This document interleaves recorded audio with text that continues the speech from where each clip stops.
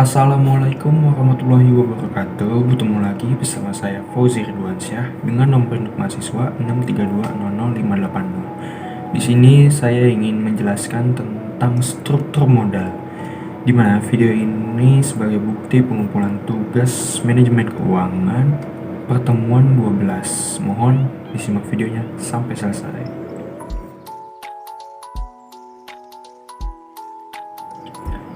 Dimulai dari pengertian struktur modal.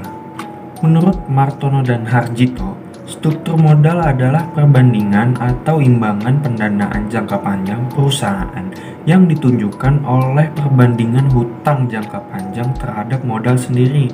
Dalam memenuhi kebutuhan dana, setiap perusahaan memiliki sumber modal sendiri yang berasal dari modal saham, laba ditahan, dan juga cadangan. Jika dalam pendanaan perusahaan yang berasal dari modal sendiri mengalami defisit, maka perlu dipertimbangkan pendanaan perusahaan dari luar, seperti utang misalnya. Namun, dalam pemenuhan kebutuhan dana, perusahaan harus mencari alternatif pendanaan yang efisien. Pasalnya, pendanaan yang efisien ini akan terjadi bila perusahaan mempunyai struktur modal yang optimal. Maka harus dicari struktur modal optimal yang mana dari beberapa alternatif yang ada. Nah, tujuan manajemen struktur modal ini adalah dengan memadukan sumber-sumber dana permanen yang digunakan perusahaan untuk operasionalnya, yang akan memaksimalkan nilai perusahaan itu sendiri.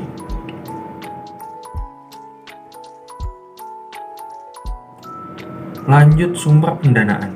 Sumber dana dari dalam perusahaan dapat diartikan sebagai bentuk dana di mana pemenuhan kebutuhan dananya ini berasal dari dalam perusahaan itu sendiri. Dengan kata lain, dengan kekuatan atau dengan kemampuan perusahaan itu. Nah, dana dari dalam perusahaan ini dapat diadakan dengan atau menggunakan laba cadangan dari sebagian sisa hasil usaha yang merupakan unsur dana sendiri sebagai sumber dana intern. Nah, sumber dana bagi perusahaan ini dapat dikelompokkan menjadi sumber dana jangka panjang, sumber dana jangka menengah, dan sumber dana jangka pendek. Jadi dibagi menjadi 3. Adapun yang pertama ada sumber dana jangka pendek. Salah satu sumber dana perusahaan adalah sumber dana jangka pendek. Sumber dana jangka pendek adalah pendanaan yang harus dibayar kembali dalam jangka waktu 1 tahun atau kurang. Contoh sumber dana jangka pendek ini seperti kredit perdagangan, pinjaman bank jangka pendek, surat berharga komersial, serta pendanaan piutang dan persediaan. Lalu yang kedua ada sumber dana jangka menengah.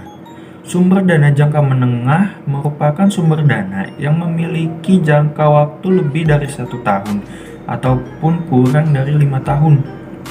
Nah, jenis sumber dari jangka menengah ini diantaranya adalah term loan, equipment loan, dan leasing.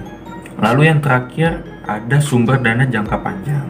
Sumber dana paling akhir dari rangkaian sumber dana perusahaan adalah sumber dana jangka panjang. Maksudnya di sini adalah pendanaan yang jangka waktu jatuh temponya lebih dari 5 tahun. Pendanaan jangka panjang terutama terdiri dari obligasi. Pendanaan jangka panjang ini sering digunakan untuk mendanai aset-aset yang masa pakainya panjang seperti tanah, mesin, pabrik, dan juga proyek-proyek konstruksi.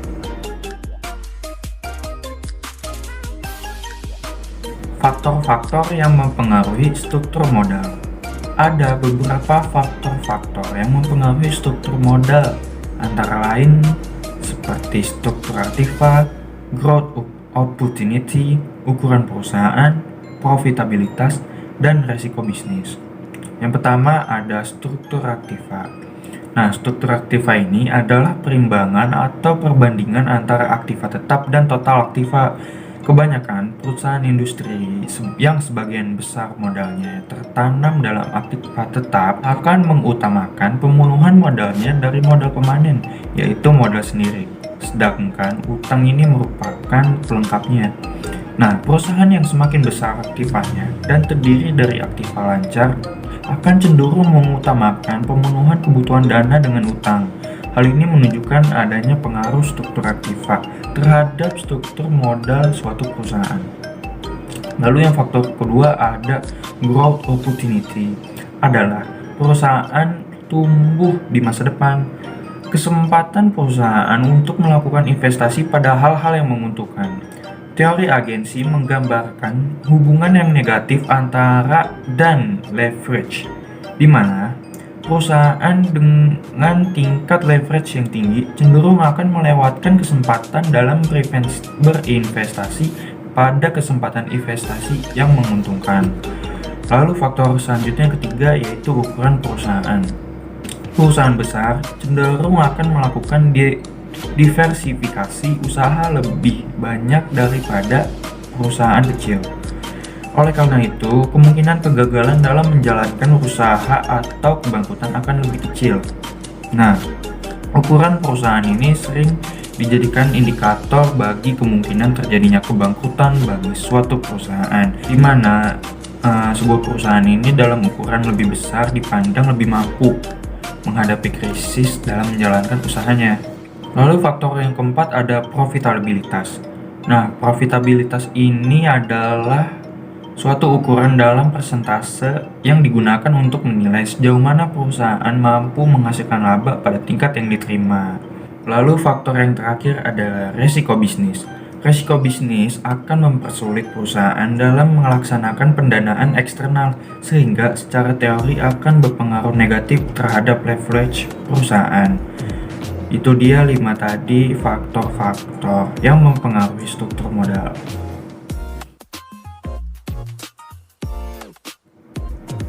Pendekatan dalam struktur modal.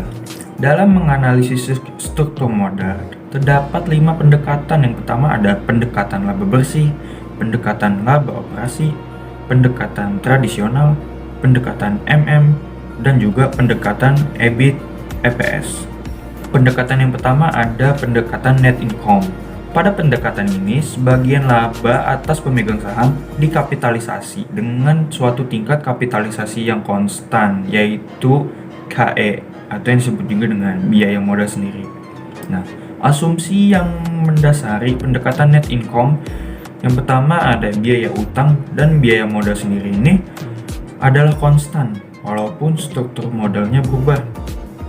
Lalu asumsi yang kedua ada biaya utang sebelum pajak lebih rendah daripada biaya modal sendiri.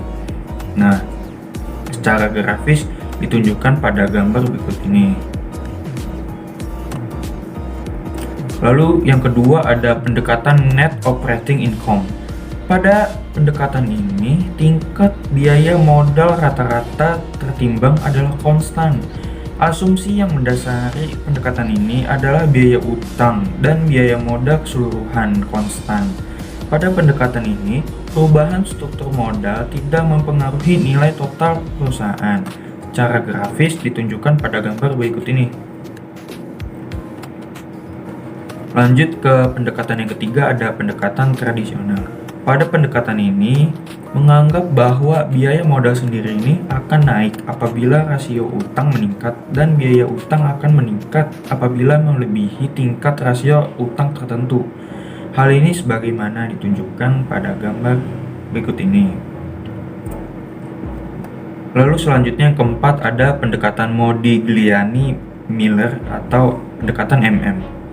Pendekatan MM beranggapan bahwa nilai perusahaan independen oleh struktur modal dalam pasar modal yang sempurna dan tidak ada pajak penghasilan.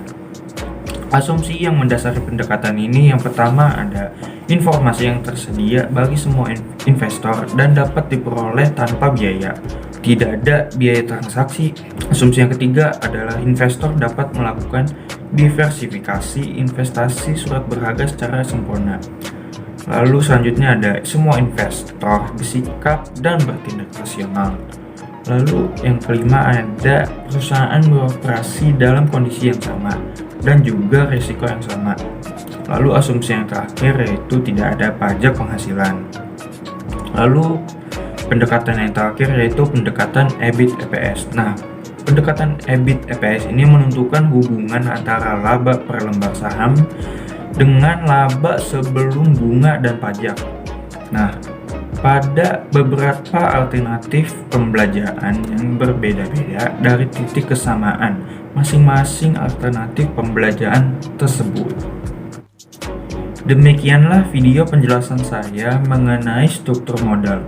Mohon maaf apabila ada kesalahan kata dan juga mohon maaf apabila ada penjelasan yang kurang dipahami karena saya juga masih belajar. Wassalamualaikum warahmatullahi wabarakatuh.